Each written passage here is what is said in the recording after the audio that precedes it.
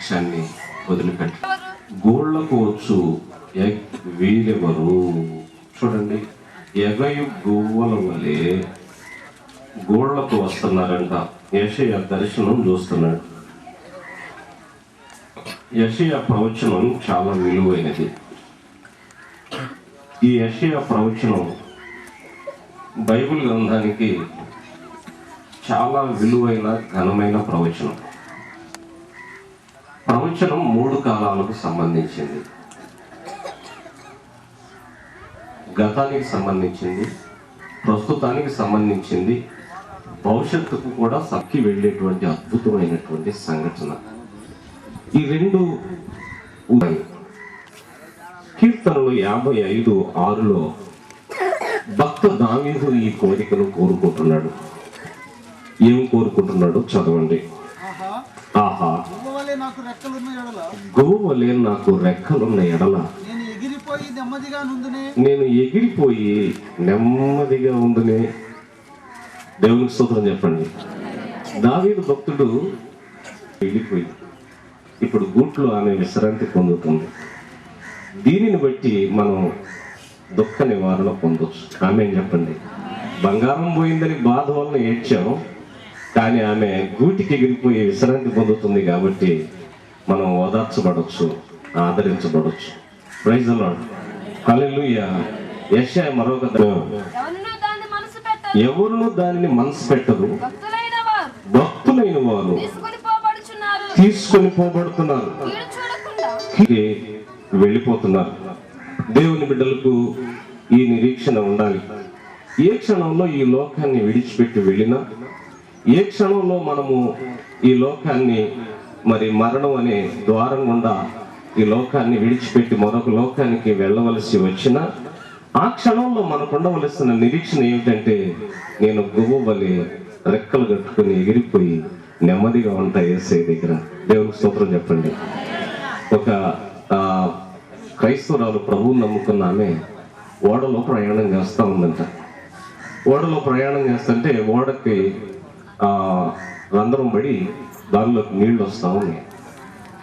నీళ్ళు వస్తుంటే ఎంత ప్రయత్నించినా నీళ్లు తోడుతుంటే ఆ రంధ్రం పెద్దదైపోతుంది, కానీ ఆ నీళ్లు తోడినంత మాత్రాన సేఫ్ సైడ్కి ఓడ రావటం లేదు. ఇంకా సేపట్లో ఓడ మునిగిపోతుందని సిగ్నల్స్ వచ్చేసినాయి. అందరూ పై అంతస్తుకు సర్దుకుంటున్నారు. అందరూ పై అంతస్తుకు సర్దుకుంటుంటే ఈ తల్లిగారు మాత్రం తానున్న కుర్చీలోని కూర్చొని బహు సంతోషంగా చప్పట్లు కొడుతూ నిరీక్షణ కీర్తనలు పాడుతూ ఉంది. ఈ పాటలు పాడుకుని ఆమె దగ్గరికి కెప్టెన్ గారు వచ్చి, అమ్మ అందరూ పై అంతస్తుకు సర్దుకుంటున్నారు, ఓడ కొంచెం సేపట్లో మునిగిపోబోతుంది, నీవేంటి అమ్మ ఎంత తాఫీగా పాటలు పాడుకుంటూ కూర్చున్నావు, ఏంటి నీ ధైర్యం అని అడిగాడు. అని అడిగితే ఆ తల్లిగారు చెప్పిందంటే, అయ్యా పై అంతస్తులోకి ఎక్కితే మునగదా ఓడ అన్నట్ట. పై అంతస్తులోకి ఎక్కినా మునిగిద్దాము, కాస్త ముందు ఇది మునిగిద్ది, తర్వాత అది మునిగిద్ది అని. నా ధైర్యానికి ఒక సంగతి ఉంది అయ్యా. అదేమిటంటే, నేను నా చిన్న కూతురు ఇంగ్లాండ్లో ఉంది, అక్కడికి వెళ్ళాలని బయలుదేరా. ఈ ఓడ క్షేమంగా చేరితే చిన్న కూతురు దగ్గరికి వెళ్తున్నాయి.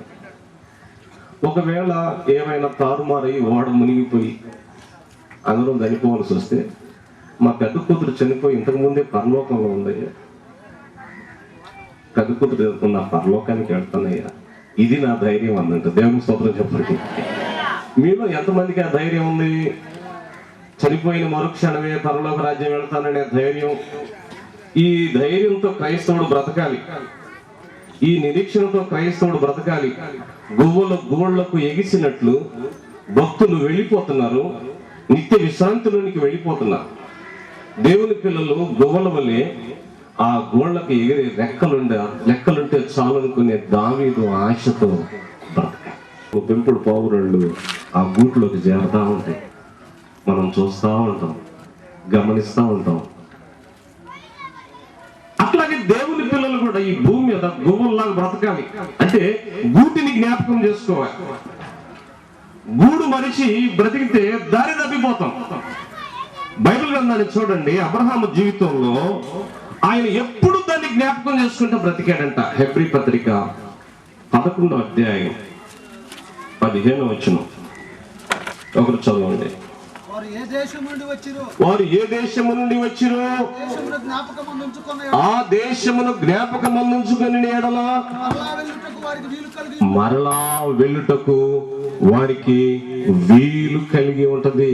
ఏ దేశము నుండి వచ్చామో, ఎక్కడి నుంచి భూమి మీదకి వచ్చామో ఆ దేశాన్ని జ్ఞాపకం చేసుకోవాలి. అందరు చెప్పండి, మనం ఎక్కడి నుంచి వచ్చాము ఈ దేశం, ఈ భూమి మీదకి?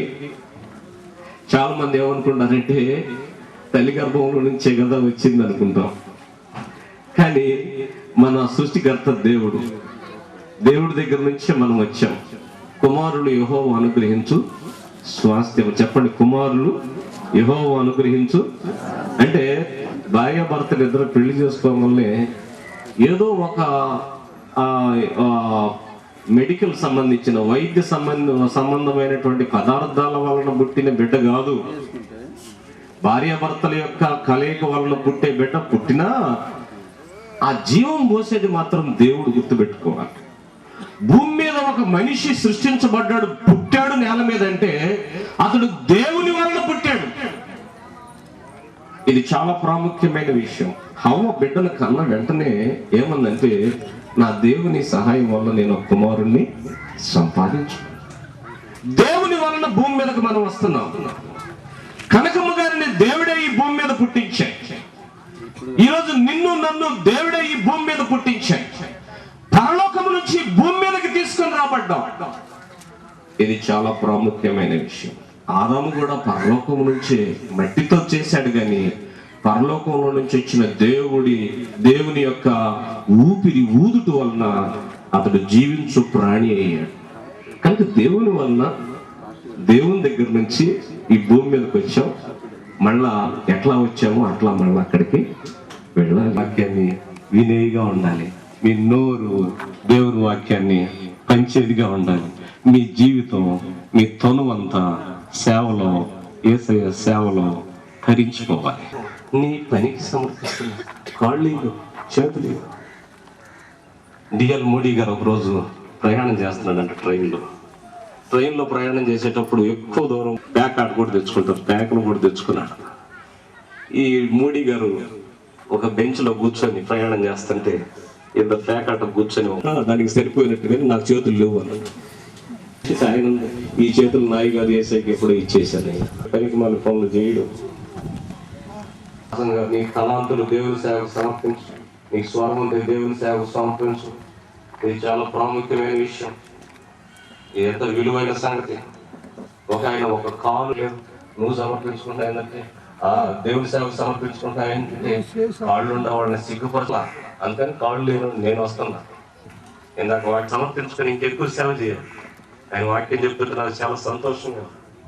నీకు సమర్పణ ఉన్నా, త్యాగం ఉన్నా, నిన్ను కూడా వాడుకుంటాడు దేవుడు. నీ సమర్పణ జీవితం ముఖ్యం. సమర్పించుకోకుండా ఎంతకాలం నీ కోసం బ్రతుకుతావు? నువ్వు బ్రతికేది నీ కోసం, మాట్లాడేది నీ కోసం, పాట పాడేది నీ కోసం. ఒక ఆయన వచ్చేట్టున్నాడు, మాస్టర్ ఒకటి ఒక్క పాట నాకు ఛాన్స్ ఇవ్వండి. నేనే ఉన్నానంటే అడుక్కొని ఎంతకాలం బతుకుతావు? కొడుకు అడిగే పని లేదు మాస్టర్ గారు అండి, కొండలో పడేసుకోవచ్చు అండి. నువ్వు సమర్పించుకో, మైక్ నీది, చప్పట్లు కొట్టండి. ప్రైజ్లు. వాయిదాలు వేయొద్దు. కనకమ్మ గారు దేవునికి సమర్పించుకుంది. ఇందాక చెప్పాడు తమ్ముడు సాక్ష్యం. కోటలోకి వెళ్ళి కరపత్రం ఇచ్చేసి దేవుని స్తోత్రం చెప్పండి. ప్రతి క్రైస్తవుడికి ఎవరికో ఒకళ్ళకి కరపత్రం అన్నా ఇయ్యి, సాక్ష్యం అన్నా చెప్పు, 2 మాటలు యేసు గురించి అని చెప్పు.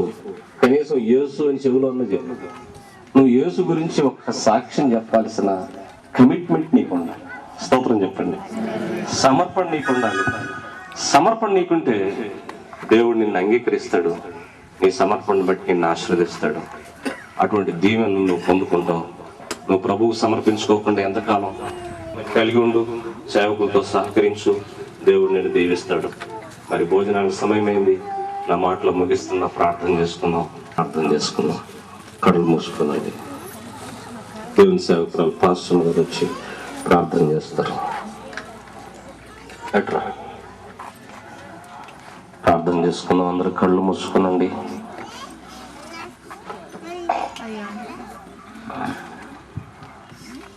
క్రైస్తలాడు ప్రతి ఒక్కరు కళ్ళు మూసుకుని ప్రభువు నన్ను గోవులాగా చేయండి, ప్రార్థన చేసుకుందాం. పవిత్రత దయచేయండి. పరిశుద్ధుడైన మా గొప్ప దేవ, నీకు మీ గ్రంథంలో వ్రాయబడింది ప్రభువా, గోవలే ఎగరడానికి గువ్వ లాంటి లక్షణాలు మేము కలిగి ఉండాలని మీ సేవ దేశం నుంచి వచ్చారో ఆ దేశమును వారు జ్ఞాపకం పెట్టుకున్నారు నాయన. మేము మీ దగ్గర నుంచి వచ్చాము, మరలా దయచేయండి ప్రభువా. పరిశుద్ధతే నీ మందిరానికి అనుకూలమని మీరు చెప్పారు కదా, అటువంటి పరిశుద్ధమైన జీవితం దయచేయండి. అపవిత్రులు పోకూడని మార్గం అని చెప్పావు, పవిత్రులే అక్కడ ఉంటారని చెప్పావు నాయన. పరిశుద్ధమైనగా మీ కొరకు సమర్పించుకోవడం నేర్పించండి. మీ మందిరంలో పరిచర్య కొరకు ఆ గువ్వలు ఎట్లా నాయన బలి అర్పణ చేయబడ్డాయో అట్లానే మా జీవితాలు సమర్పించుకోవడానికి సహాయం చేయండి. కనకమ్మ గారి జీవితం అట్లా సమర్పించుకొని ఆమె మీ దగ్గర మీ దాసుని ఇంకా మీరు బలపరిచి వాడుకోనమని యేసు నామములో వేడుకొని చేరిన మనకు సకల పరిశుద్ధులు దేని కుటుంబానికి కనకమ్మ గారు విడిచిపెట్టి వెళ్ళిన 4 సంతానం, మనవ సంతానం, వారి పిల్లలు, వారి అల్లుళ్ళు, కోడలు, రక్త సంబంధికులు ఇక్కడ ఎంతోమంది వచ్చారు, బంధువులు, సేవకులు ఎందరో వచ్చారు. వారందరికీ తోడుగా ఉండి కాపాడి ఆదరించి ధైర్యపరిచి నడిపించునుగాక. బావిలో దూకేశాడు దేవుడు, తల పగిలిపోయి. ఒరే బాబు, నేను కూడా యేసు ప్రభు రహస్య విశ్వాసినేరా. తరతరాలుగా వస్తున్న కులం, మతం, పెద్దరికం వదులుకోలేకపోయా. కానీ నీ తెగింపుతో కళ్ళు తెరుచుకున్నాను. అదిగో అదిగో ప్రభువారు పిలుస్తున్నాను. నేను వెళ్ళిపోతున్నాను. ఒరే కాంతి, కాంతి, నీవు క్రీస్తుకు అంటే సత్యమునకు సాక్షిగా బ్రతికించు. అమ్మా అమ్మా కోయిల, నన్ను క్షమించమ్మా. నిజముగా నీవు క్రిస్మస్ కోయిలవమ్మా అంటూ కన్ను మూశాడు దేవుడు.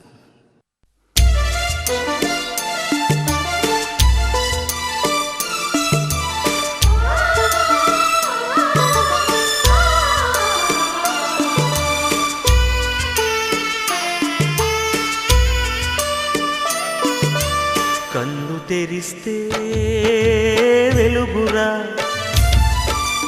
కన్ను మూస్తే చీకటిరా.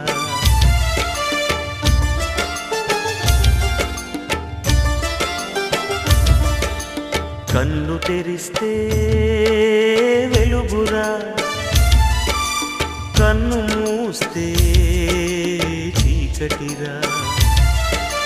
నోరు తెరిస్తే శబ్దమురా, నోరు మూస్తే నిశ్శబ్దమురా.